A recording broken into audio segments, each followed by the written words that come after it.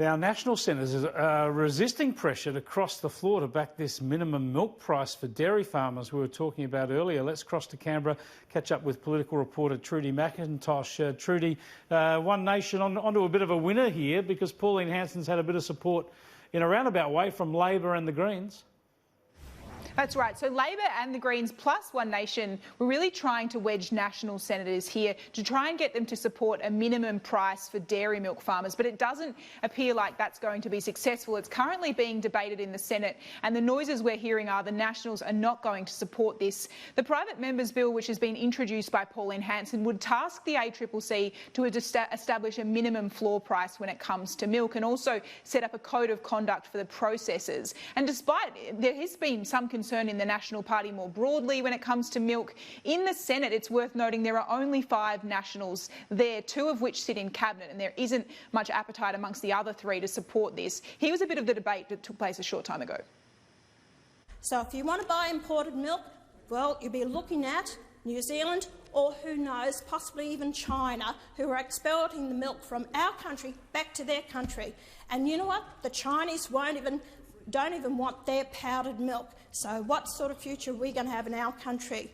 So I call on everyone in this parliament, represent the people of this nation who are the dairy farmers who are on their knees, going under, and all they want is a fair price for their milk, and the public will pay for it.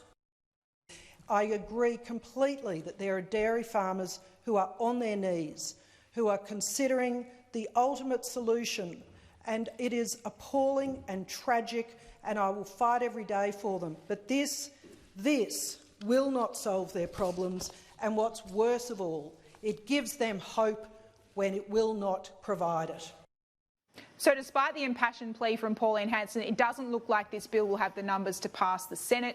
In terms of what else is on the agenda, Chris, for this week, we know Medivac repeal is important to the government, also those union-busting bills, but it's worth noting neither of those are actually on the schedule for this week. They're still talking to key crossbenchers to get support on this, but if they do, we're told they will put them back before the Senate.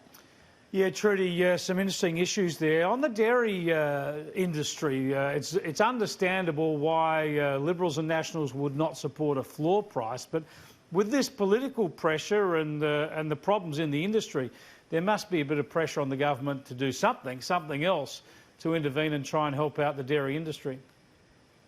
Well, certainly. It'd be interesting to see if this sort of measure went back before the House. We know members like David Gillespie, the member for Lyne, very publicly speaking out against his own party leadership on this issue. It was one of the issues a few weeks ago that triggered partly that leadership tensions we saw within the Nationals. So they'd certainly be facing pressure to do more when it comes to dairy farmers, but obviously the government believing that this is not the right approach when it comes to the setting a floor price.